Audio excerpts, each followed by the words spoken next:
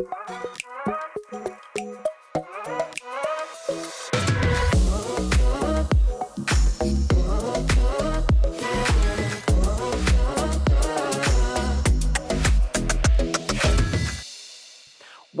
to the ADW podcast. Today, we are focusing on the aspect trust. The big T word, trust. Tim, tell us about what we need to know about trust. Trust, the aspect of trust.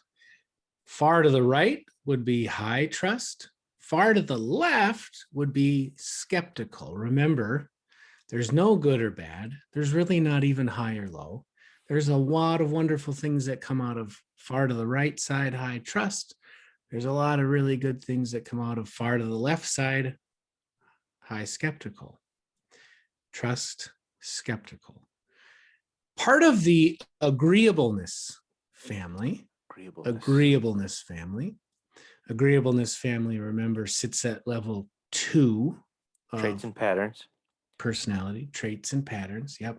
And as it relates to the PsyPlex, it helps us answer how much enthusiasm drive someone has. So enthusiasm drive. And when we get to the strength, the system strength of trust, that is called acceptance. Acceptance. I like it. So let's recognize. When we think about, these two poles, right? It's the same scale, but we kind of think each end, kind of think about those distinct behaviors. High trust. So if I score super high on trust, what might be, right? We're always using these language, might, could be, possibly, because as you talk about in episode 1, this is not saying this is deterministic. This is what might some tendencies be? What could this look like? There's lots of factors that go into determining how we're going to show up. We're looking at one eensy teeny one when we talk about this aspect of trust. So recognizing what are the effective manifestations, what are the effective behaviors of high trust? Yeah. Well, I can think of one of them and we can dialogue it a bit, but folks who are high on trust tend toward that, probably defaulting in a situation. What they're going to do is likely take the other person's word at face value. Yeah. Believe other people. Yeah. Right. And not be overly challenging of it. Maybe but not take it at face value. Not feel inclined to be and prove it around to others. Right. Yeah. And again, as we remember, this is in that agreeableness family. So all the aspects that fit within a family serve the purpose of the family. Sounds like mafia stuff. But so think of taking things at face value, not being in prove it, but being in accept it mindset or frame of mind. How does that help the group get along?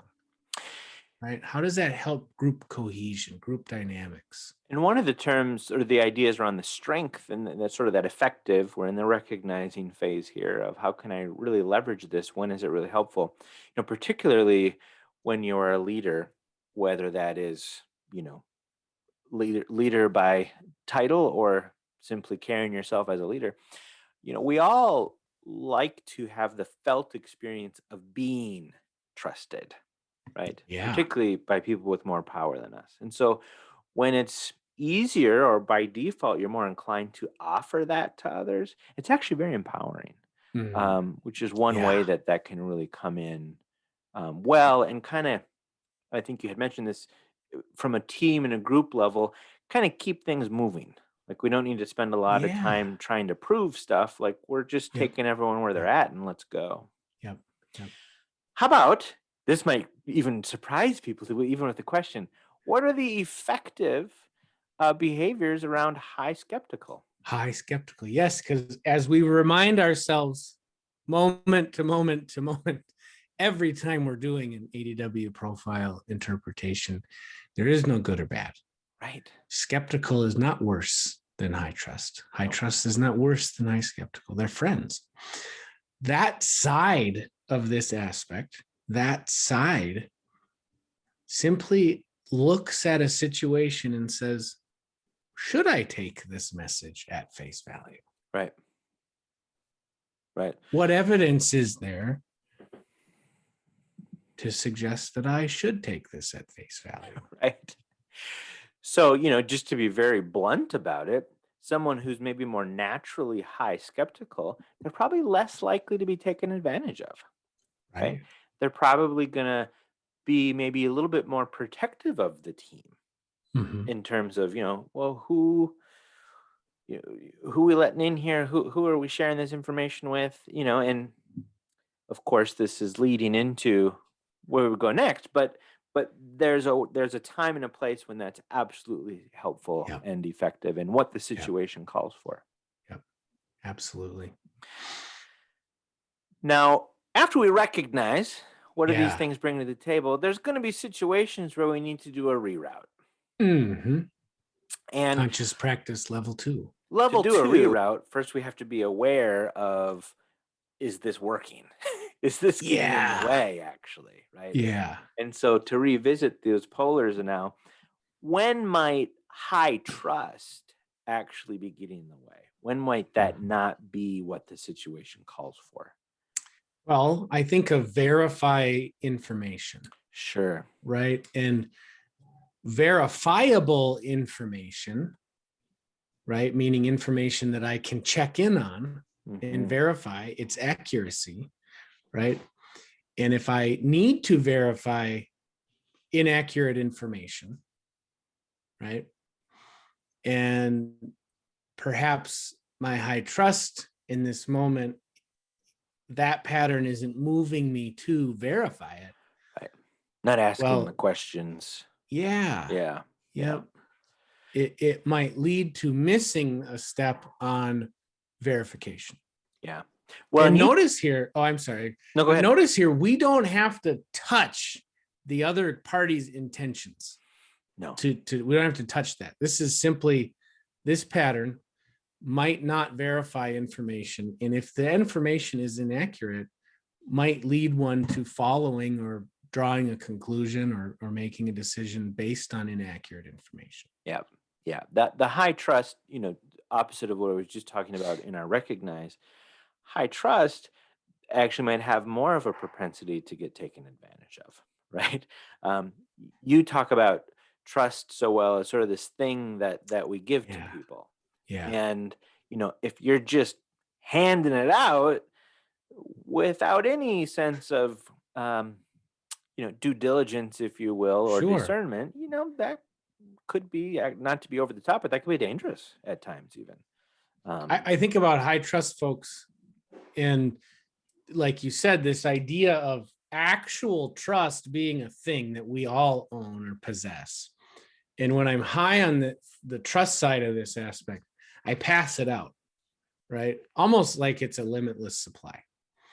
And what that leads to is the odds of it getting passed out to someone who will misuse it are higher because you're passing it out to more people. Yeah, absolutely. When might we need to realize a reroute on high skeptical? When might that be getting in the way? I love this one. And so often we both have had it, but when someone's really high toward the skeptical, though, they might add, and seeing this maybe for the first time, they might look at it and say, oh, is this telling me I have trust issues? Right. And that's absolutely not at all the case. No. And what we say is people high on trust have trust issues potentially. People high on skeptical have trust issues potentially. But it's really about how do I use it? So with high skeptical, again, staying with this idea that trust is this thing, right? High skeptical folks ask the question, right? They verify first. So now here's where it might get in the way. If we're not thinking about it, we're verifying everybody. Right. We're verifying every piece of information, everything that everybody might say to me. And we can get stuck in that pattern of potentially over verifying on people who already have earned trust. Yeah. That can be one thing that we want to be conscious of, to reroute and give it to the people who we know have earned it. Yeah. And I think that highlights how high trust and high skepticism, whichever side you want to look at it, they play such a crucial role in building relationships, and can work for and against that end in either circumstance, as we've talked about here. And leaning too much always into that high skepticism can absolutely be a barrier to progressing relationships forward, because it's like, are you gonna question me on everything I contribute to the conversation? It's gonna be a What are little you of it. saying there? Yeah, right. So those are some of the Yeah. ways that those things can maybe not meet the needs of the moment. That's always the question. It's not whether high trust is good or better or bad or worse, and that those are never helpful. Your dogs need to go out or something. But it's okay. We're almost done here. So after we've identified, those times when maybe this isn't the best default pattern to be leaning in, regardless of what side it is, what are some things to think about or do to maybe actually do the rerouting? Yeah, and I think this is where the models help so much. Situational identity models, self-awareness, others awareness, and then putting that together, some intentionality. So at level 2, right, we're aware of this pattern, right? This probability, whether I'm patterned strongly toward verifying everything or whether I'm patterned toward accepting most things, right? We want to be aware of that. Others awareness, accurate empathy, right? And so I think this is where it guides how I frame it for folks. So I'll stay with the people high to skeptical, right? Leverage my empathy, and imagine what the impact that I'm having might be on someone when I'm continually kind of in that prove it space. Right. Right. Particularly with people who have already proven it. What might it feel like for them? We used the F word here already. What might it feel like for them? Yeah. And we can rather quickly come to a pretty useful conclusion that probably feels unnecessarily challenging. And I think, just to add to that, again, for both sides, but going on the high skeptical piece, to ask oneself, what's the purpose of the questioning?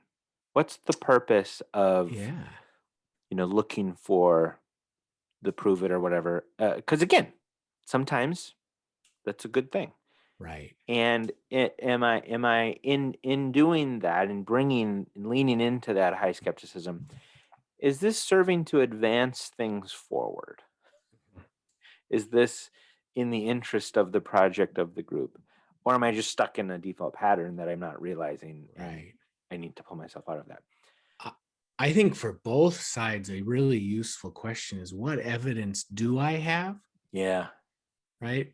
Because if I'm high on trust, I ask the question, what evidence do I have that this information makes sense? Maybe I don't have enough. Right. It might lead me to go get some. High skeptical, I might realize, I have a ton of evidence to believe this. Right. And I think that lends itself to the other piece I would add is, I think uniquely so for most aspects, but perhaps uniquely so for this one, trust and skeptical, enroll other people. Yeah. Right. Get some feedback. I'm finding myself having some difficulties giving my trust to this person. Am I reading this Am I right? reading it right? Yeah. Or vice versa. I'm finding myself just giving it all away in this situation. Am I putting myself at risk here? What am I missing? Get So other two really perspectives. good questions. What evidence? I think a really great, maybe even a little better. You said it for, but what purpose? Yeah. What's the purpose here? Right? What's the purpose of the pattern? What's the purpose of my intuition? What's the purpose of my decision? Right? Is it helping us accomplish something? Is it helping us ultimately do something meaningful and contributive? And to do so, we have to trust, and we have to verify, and we have to use both sides. I think we've explored trust and skeptical. And so stay tuned, because of course there's another aspect coming in hot. But for now, we'll leave it there. And in the meantime, get that self-awareness. Be curious.